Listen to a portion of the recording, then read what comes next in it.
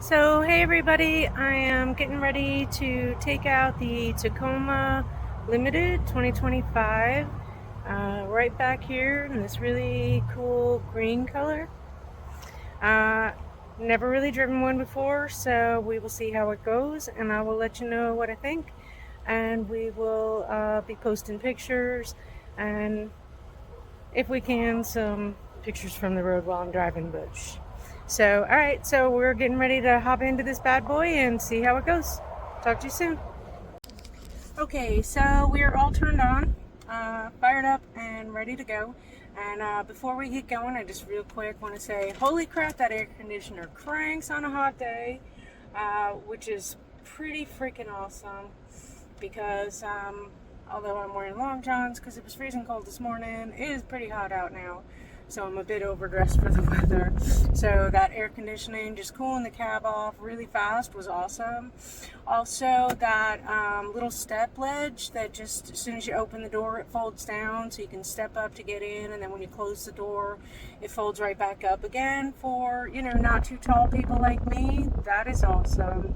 And it has my favorite rear view mirror with that back camera that shows you what's behind your truck and not in your back seat. So that is pretty awesome.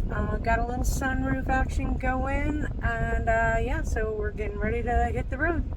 See you soon. So we are now driving.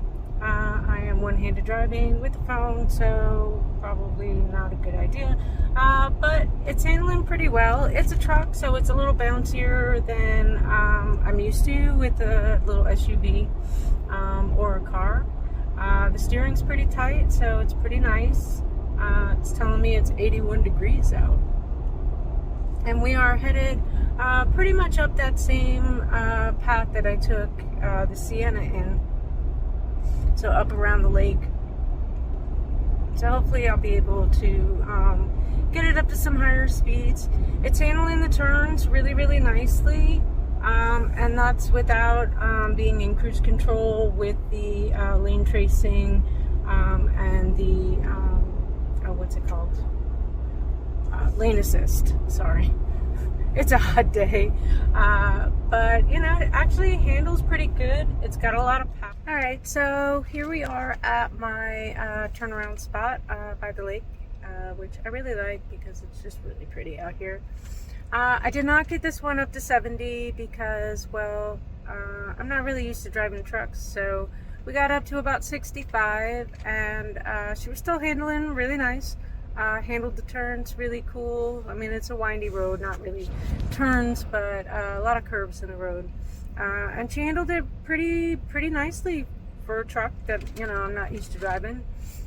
She's got a lot of really cool features, and yeah, the lumbar on this is amazing. You can adjust it up and down, so it's not just, hit the lumbar and it just hits wherever it hits. You can lower it for shorter people like me, raise it up for taller people. That's a pretty cool feature, I have to say. And excuse me. Yeah, I liked it. It's got the 360 camera, which, if you've been watching any of my videos, you know that I'm like, woo, gotta have it.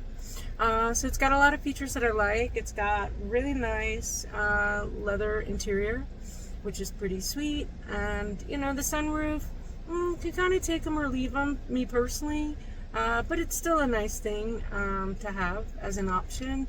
And it does open up, so if you want to just, have a little air or ventilation without having the wind blowing in your face, the sunroofs are pretty cool that way.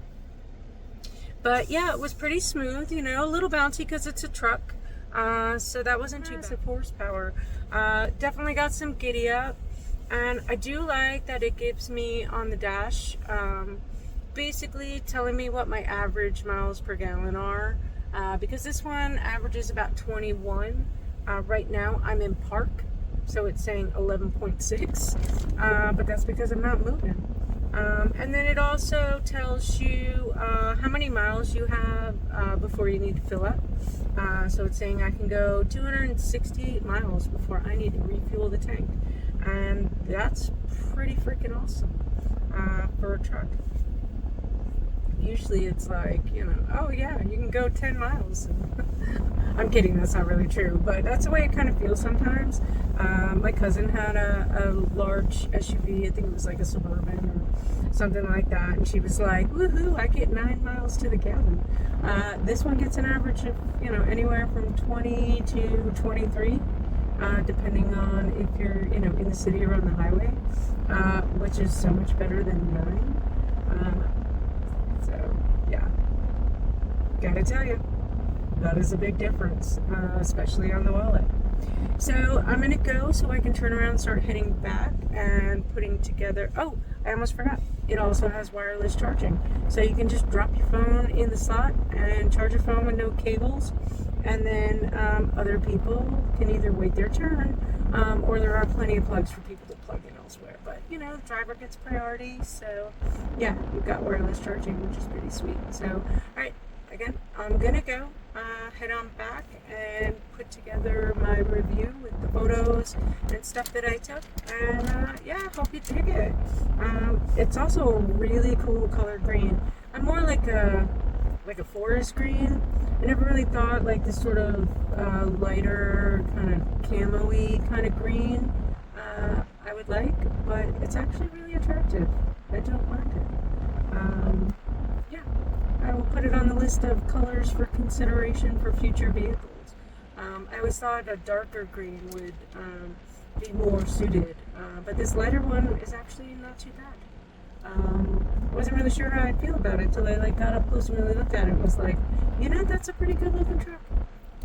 So yeah, alright, I'm gonna stop rambling now and get back to the road. So I will talk to y'all soon.